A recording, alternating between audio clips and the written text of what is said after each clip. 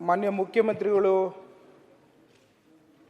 ಕೃಷಿ ಸಾಲದ ಬಗ್ಗೆ ಭಾಳಷ್ಟು ಗಮನ ಕೊಟ್ಟು ಇವತ್ತು ರೈತರಿಗೆ ಏನಾದರೂ ಯಾವ್ದಾರ ಮುಖ್ಯಮಂತ್ರಿಗಳು ಮಾಡಿದ್ದಾರೆ ಅಂತಂದರೆ ಸದನಕ್ಕೆ ಗಮನಕ್ಕೆ ತರಲಿಕ್ಕೆ ಇಚ್ಛೆ ಪಡ್ತೇನೆ. ಹಿಂದೆ ಅವರ ಕಾಲದಲ್ಲಿ 8,000 ಕೋಟಿ ರೂಪಾಯಿನ ಸಾಲವನ್ನು ಮನ್ನಾ ಮಾಡಿರೋಂಥ ಇತಿಹಾಸ ಇದೆ.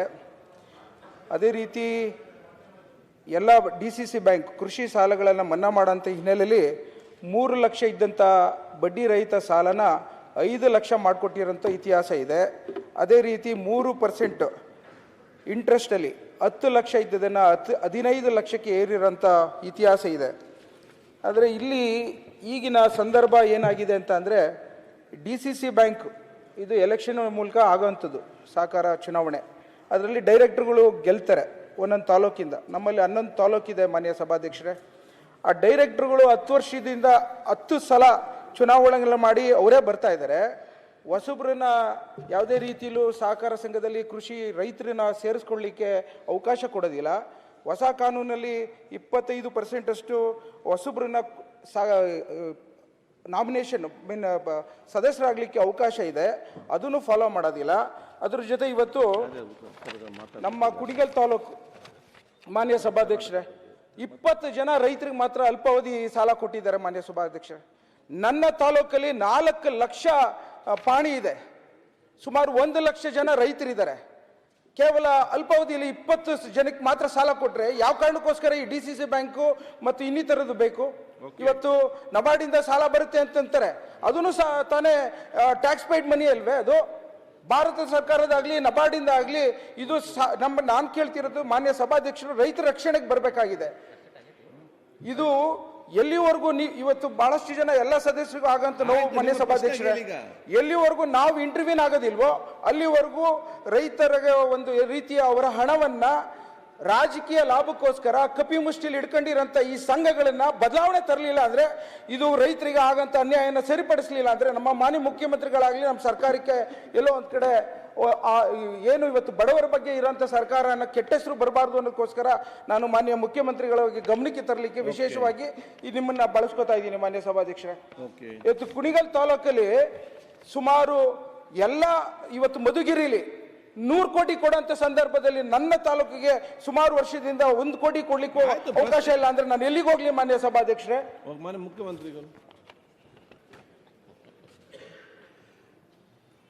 ಮಾನ್ಯ ಅಧ್ಯಕ್ಷರೇ, ರಂಗನಾಥ್ ಅವರು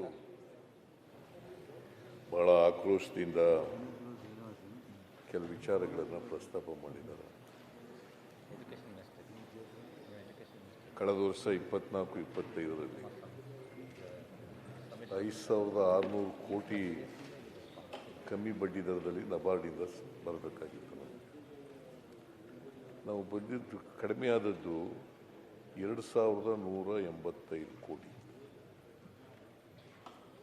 185 ಕೋಟಿ, 3,415 ಕೋಟಿ ಮಾತ್ರ ಬಂದದ್ದು. ಸೊ ಹಾಗಾಗಿ ಆ ಪ್ರಪೋರ್ಷನೇಟ್ ಆಗಿ ಕಡಿಮೆ ಆಗಿದೆ ಸಾಲ. ಬಟ್ ಮಧುಗಿರಿ ಪ್ರಸ್ತಾಪ ಮಾಡಿದ್ರು, ಮಧುಗಿರಿನಲ್ಲಿ ಅಲ್ಲಿ ಜಾಸ್ತಿ ಕೊಟ್ಟಿದ್ದಾರೆ, ಇಲ್ಲಿ ಕಡಿಮೆ ಕೊಟ್ಟಿದ್ದಾರೆ ಅಂತಕ್ಕಂಥ ಮಾತುಗಳನ್ನು. ಮಧುಗಿರಿನಲ್ಲಿ 26% SC ಜನಾಂಗದವ್ರು ಇದ್ದಾರೆ. ಕುಣಿಗಲ್ನಲ್ಲಿ ಬರೀ 8% ಮಾತ್ರ SC ಜನಾಂಗದವ್ರು ಇದ್ದಾರೆ. ಹಾಗಾಗಿ ಅಲ್ಲಿ ಸ್ವಲ್ಪ ಜಾಸ್ತಿ ಕೊಟ್ಟಿರ್ಬೋದು. ಈ ವರ್ಷ ಇದು ನಾರಾಯಣ ಸ್ವಾಮಿ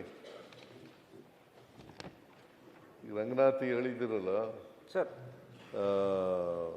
ಕಾನೂನು ಪ್ರಕಾರವಾಗಿ ಏನು ಮಾಡಬೇಕು, ತಾರತಮ್ಯ ಆಗಿದ್ದರೆ ಆ ತಾರತಮ್ಯನ ನಿವಾರಣೆ ಮಾಡ್ತಕ್ಕಂಥ ಕೆಲಸವನ್ನು ಮುಂದಿನ ವರ್ಷದಿಂದ ಮಾಡ್ತೀವಿ ಅಂತಕ್ಕಂಥ ಮಾತುಗಳನ್ನು ಈ ಸಂದರ್ಭದಲ್ಲಿ ಹೇಳಲಿಕ್ಕೆ ಬಯಸ್ತೀನಿ. ನನಗೆ ಮಾನ್ಯ ಮುಖ್ಯಮಂತ್ರಿಗಳಿಗೆ ಅಪಾರ ಗೌರವ ಇದೆ ಮಾನ್ಯ ಸಭಾಧ್ಯಕ್ಷರೇ. ಯಾವತ್ತೂ ಅವರು ರೈತರನ್ನ ಕೈ ಬಿಡೋದಿಲ್ಲ. ಅದರಲ್ಲೂ ಸಹ ನನಗೆ ವಿಶೇಷವಾಗಿ ನನ್ನ ತಾಲೂಕಿಗೆ ಅವರು 1,000 ಕೋಟಿ ರೂಪಾಯಿ ಅನುದಾನವನ್ನು ಬಿಡುಗಡೆ ಮಾಡಿಸ್ಕೊಟ್ಟಿದ್ದಾರೆ ಉಪಮುಖ್ಯಮಂತ್ರಿಗಳ ಒಂದು ಸಂಘಟನೆಯಲ್ಲಿ. ಇವತ್ತು ವಿಶೇಷವಾಗಿ ನನಗೆ ಮುಖ್ಯಮಂತ್ರಿಗಳು ಸಹಕಾರಕ್ಕೆ ಬರಬೇಕು. ಮೊದಲನೇ ಹೆಜ್ಜೆಯಲ್ಲಿ ಏನು ಇವತ್ತು ನಮ್ಮ ಸಹಕಾರ ಸಂಘದಲ್ಲಿ ನಾನೇನಾದ್ರು ಧ್ವನಿ ಎತ್ತಿದ್ರೆ 19 ಪ್ಯಾಕ್ಸ್ ಇದೆ ಸಭಾಧ್ಯಕ್ಷರೇ. ಅದರಲ್ಲಿ ಏನಾರು ಧ್ವನಿ ಎತ್ತಿದ್ರೆ ಅದು ಯಾರೋ ಒಬ್ಬ AR ಇದ್ದಾನೆ ಮಾನ್ಯ ಸಭಾಧ್ಯಕ್ಷ 2.25 ವರ್ಷದಿಂದ ಸೃಷ್ಟಿ ಮಾಡ್ತೀನಿ ಅಂತ ಹೇಳ್ತಾನೆ, ಇವತ್ತು ಸೂಪರ್ ಸೀಟ್ ಮಾಡ್ತೀನಿ ಅಂತ ಹೇಳ್ತಾನೆ, ಇವತ್ತಿನ ದಿನ ವಜಾ ಮಾಡ್ತೀವಿ ಅಂತ ಹೇಳ್ತಾನೆ. ನಾನು ಮಾನ್ಯ ಸಭಾಧ್ಯಕ್ಷರ ಮುಂದೆ ನಾನು ಕೇಳ್ಕೊಳ್ಳೋಂಥದ್ದು, ಫಸ್ಟ್ನೇದಾಗಿ ಏನು AR ಇದ್ದಾರೆ ಆ ಭಾಗದಲ್ಲಿ ನನ್ನ ತಾಲೂಕಿಗೆ ಸಂಬಂಧಪಟ್ಟದನ್ನು ಒಂದು ಅವ್ರು ಬದಲಾವಣೆ ಮಾಡಲಿಕ್ಕೆ ನಾನು ಅವ್ರನ್ನ ಸಬ್ಮಿಷನ್ ಮಾಡ್ಕೋತೀನಿ. ನಾನು ಆಕ್ರೋಶ ಏನಿಲ್ಲ ಮಾನ್ಯ ಸಭಾಧ್ಯಕ್ಷರೇ, ನಾನು ಮಾತಾಡೋದೇ ಈಗ ಮುಖ್ಯಮಂತ್ರಿಗಳ ಮುಂದೆ ಅಪಾರವಾದ ಗೌರವದಲ್ಲಿ ಕೇಳ್ಕೊತಾ ಇದ್ದೀನಿ.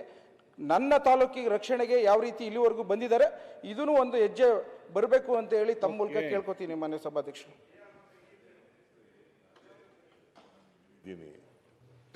ಏನಾದರೂ ತಾರತಮ್ಯ ಆಗಿದ್ರೆ ಮಧುಗಿರಿಗೆ ಮತ್ತು ಇದಕ್ಕೆ ಆಗಿದ್ರೆ ಅದನ್ನು ಸರಿಪಡಿಸ್ತಕ್ಕಂಥ ಕೆಲಸವನ್ನು ಮುಂದಿನ ವರ್ಷದಿಂದ ಮಾಡಿಕೊಡ್ತೇನೆ ಅಂತಕ್ಕಂಥದ್ದು.